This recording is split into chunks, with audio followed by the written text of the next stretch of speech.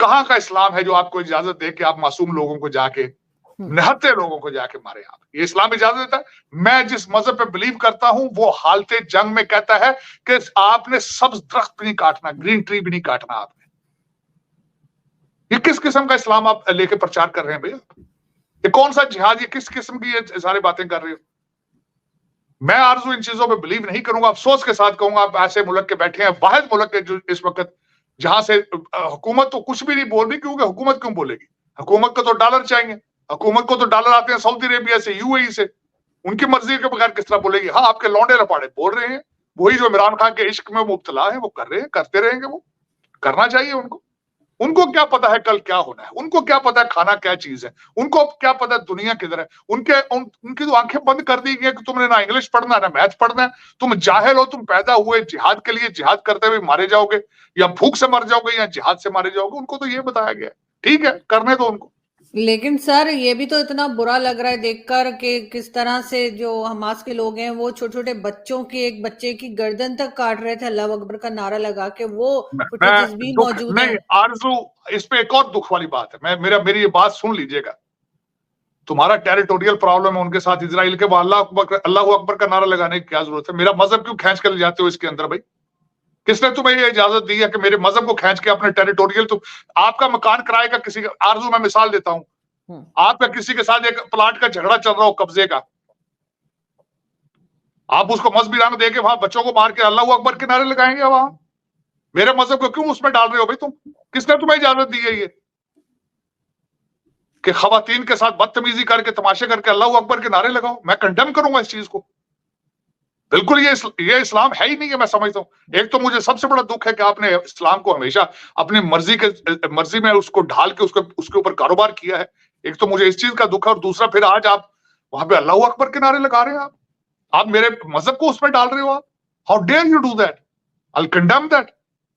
बिल्कुल कंडेम करूंगा आरजू, ये बिल्कुल सख्त ज्यादती की, ये जो भी कर रहे हैं गलत कर रहे हैं। तुम्हारा टेरिटोरियल प्रॉब्लम है भाई। पहले आपने ये प्लाट बेचे थे उनको, वो प्लाटों के ऊपर आप घर बना रहे हैं, आप कहते हो हमने दोबारा कब्जा लेना है। आपका प्लाटों का प्रॉब्लम है भाई, इसको मेरे मजहब पे ना डालो इसको इसके अंदर। आज मेरी बात आप रिकॉर्ड पे ये कर लें, इसमें आज जिस तरह भी इन्होंने किया है, इसमें नुकसान मुसलमानों को ही होगा, क्योंकि ये ना तैयार है, ना एजुकेशन वाइज, ना टेक्नोलॉजी वाइज, ना अकल वाइज, किसी चीज में भी तैयार नहीं है।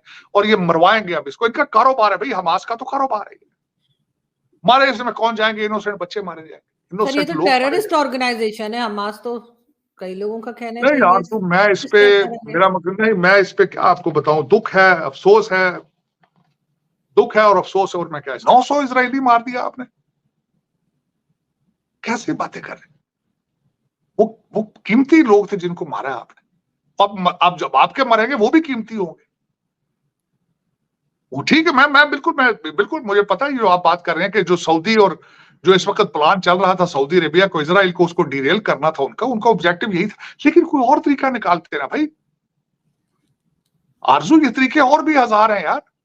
मुझे ये बताएं, मैं फिर लोग बातें करेंगे यार मेरे खिलाफ बात कर। मैं गांधी जी का प्रमोटर भी हूं, उनको मानने वाला भी हूं, उनका फैन भी हूं यार। आज से इतना अरसा पहले उन्होंने नॉन वायलेंस मूवमेंट दी थी। उनके प्रचार के ऊपर यहां पे डॉक्टर मार्टिन लूथर किंग ने नोबेल प्राइज ले लिया था यार। लोग एहतजाज करते हैं, वो भी सिविलाइज तरीके से। और मैं यहां ये भी बताना चाहूंगा, गांधी जी की पिक्चर आप देखते हो गलत कर, वो भी उन्हीं लॉ स्कूलों से पढ़ा हुआ था जहां से दूसरे जिना और दूसरे लोग पढ़े थे। फिर लोग कहते हैं यार तुम गांधी जी की, पता नहीं आजकल तो लोग फिर गांधी जी को नहीं, मैं उनका बहुत बड़ा भगत हूं, उनका मैं सब प्रमोट हूं, उनको मैं अपना लीडर समझता हूं, क्योंकि वो हमेशा सबसे बड़ी उनकी मौत का कारण भी यही बना था कि उनका to represent everybody in India. मैं समझता हूं गांधी वाज अ ह्यूज, लेकिन उनकी जो एक चीज है नॉन वायलेंस, एहतजाज करो, नॉन वायलेंस एहतजाज। सर आपको पूरी दुनिया में कहीं कोई मुसलमान ऐसे नजर आते हैं जो वायलेंस ना करते हो, जो इस तरह का मार काट और खून ना बहाते हो? ये तो सबसे पहले करते हैं, क्योंकि इनको बचपन से ही सिखाया गया होता है। जब आप जानते हैं बकरा ईद वगैरह होती है, छोटे छोटे बच्चों से छुरी फिरवाते हैं बकरे की गर्दन पे। पहले से इनको तो खून और सब कुछ देखने की आदत होती है, और शायद इसमें मजा भी आता है। आरसू, मैं उन लोगों में मैं शामिल नहीं हूं। सबसे बड़ी बात तो ये है क्योंकि मेरा तो खैर उस चीज पे भी मैं वही बात कर रहा था कि मैं कहता हूँ इस्लाम के स्पिरिट और फिलॉसफी को समझो बजाय रिचुअल के। कुर्बानी का मकसद बकरे काटना नहीं है। कुर्बानी का मकसद ये था कि अपनी कीमती तरीन चीज जो है वो उसकी राह में आप दे दो। अब मुझे ये बताएं, अगर कोई हार्ट का मरीज है उसको कहेंगे बोटियां लो आप खाओ। अगर किसी के पास किताबें नहीं है तो को बोटियां ले लो। किसी को कपड़े नहीं तो को बोटियां ले लो। तो क्या ये यार, किसका मजाक, किस तरह का क्या कर रहे हो यार? लोगों को खाने को कुछ दो, लोगों को दवाइयां दो, लोगों को किताबें दो। मैं आपसे यही पूछना चाहूंगी कि आखिर ये उसके ऊपर क्यों नहीं दूसरी बड़ी कंट्रीज जो है इनको लेकर जाती हैं कि 2 स्टेट्स बना दी जाए, ये झगड़ा ही खत्म हो हमेशा के लिए। इसी साइड पे कोशिश की जा रही थी, इसी साइड पे चल रहे थे, लेकिन अब मेरे ख्याल में टू लेट। अब तो वो गाजा और सारी चीजें अब जो है वो इजराइल डिसाइड करेगा वो क्या करना चाहता है, क्योंकि इन्होंने पहले अटैक करके इतना जुल्म वहां पे करके अपने सारे जो प्लान थे सारे खराब कर दिए मेरे ख्याल में। अब वही होगा जो इजराइल चाहेगा, क्योंकि Israel one of the very strongest. ये अभी आपको जंग लंबी होती हुई दिखाई दे रही है, अभी नहीं खत्म होने वाली है? लंबी होगी अभी, लेकिन जब तक इजराइल अपना हदफ अचीव नहीं करेगा जंग नहीं रुकेगी मेरे ख्याल।